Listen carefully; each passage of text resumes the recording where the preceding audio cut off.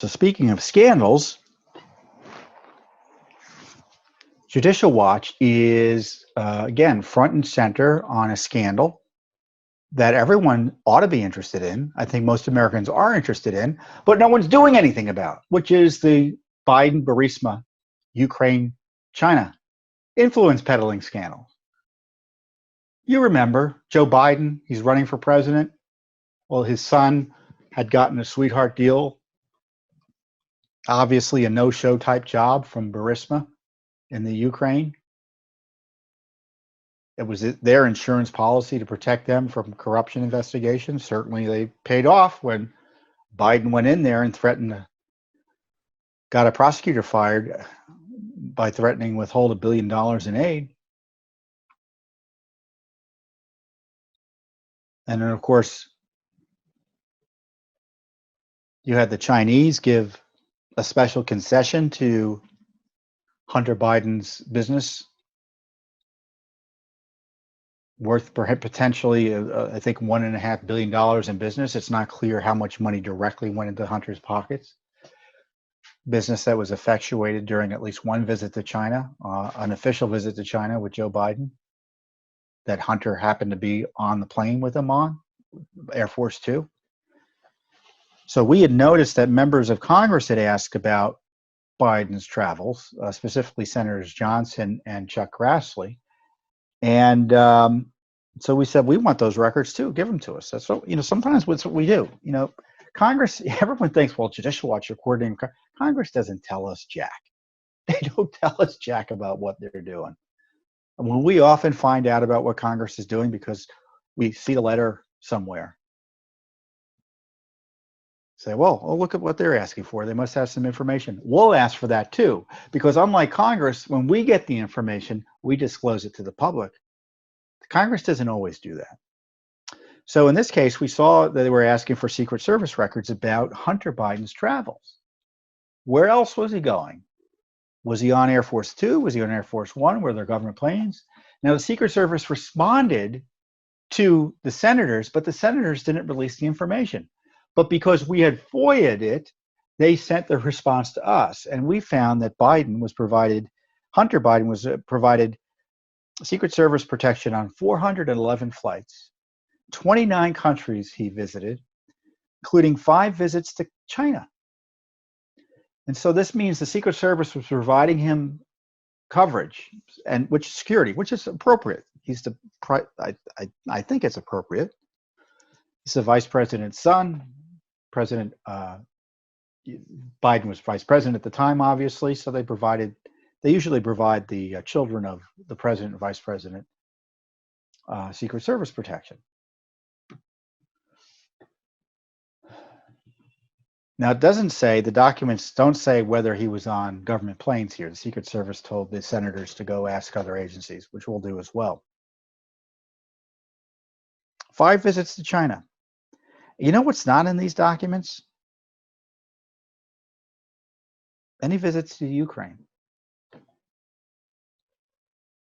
And by the way, this is only a portion of the Trump-Obama administration's Hunter Biden travel, meaning it was like the first 5 years, not the full 8 years. So he's hired in April of 2014. We get the records from the beginning of the Obama administration through May of 2014. And there are no at least Secret Service connected visits to Ukraine. Now, isn't that amazing that you're able to get a job in Ukraine for a major national conglomerate without having to visit the country? Or at least not having visited it within the last 5 years prior to you getting hired. I guess it's possible, but it certainly raises additional questions about the circumstances of the hiring. Don't you think? Don't you think? So I'm sure other reporters are going to be looking at these documents. The visits included Ethiopia, India, Argentina, France, Spain, Canada, Dominican Republic, China, Belgium, Spain, United Kingdom, Egypt, South Africa, Denmark, Hong Kong, Mexico, France, Colombia, Russia, Ireland, China again, Switzerland, Italy, Japan. I guess I'm repeating myself, some of these, and Qatar.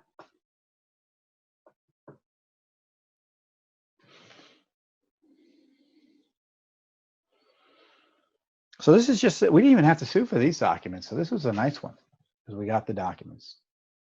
So they compiled them for the senators and we asked for them and we got the information that the senators didn't release, but we're releasing them to you, the American people, because we think you have the right to know about this stuff as timely as we can make it available to you. Now we have multiple lawsuits on Biden. Hunter Biden. I think there are 7 lawsuits now that Judicial Watch has pursuing in federal court. The State Department's essentially shut down its FOIA operations, so we're not getting much out of them. And so the coronavirus is benefiting Joe Biden. In my view, there's no reason to shut down the FOIA operation. I complained about it. Nothing's been done. The FBI largely shut down its FOIA operation, although they started getting it back up again. So the real question is why is the State Department stalling the release of documents? Because they've had these documents for months. They know what we're asking for. You can bet they've been gathered and they're ready to go. They're just sitting on them. They're just sitting on them.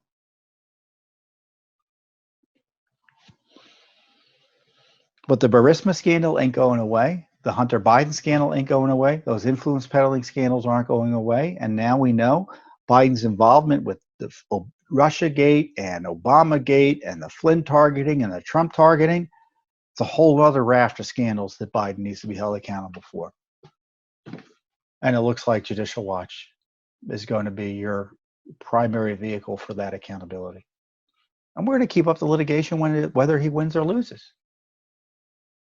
And the question is the deep state going to protect Biden like they did Hillary Clinton in order to grease his way into all power?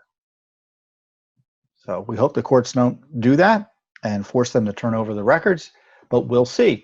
So you can be sure that Judicial Watch will continue to do the heavy lifting on behalf of you and the rest of the American people for full accountability for, again, what has been the worst corruption scandal in American history. Thanks for tuning in. Be sure to subscribe to our YouTube channel to catch all the latest news from Judicial Watch.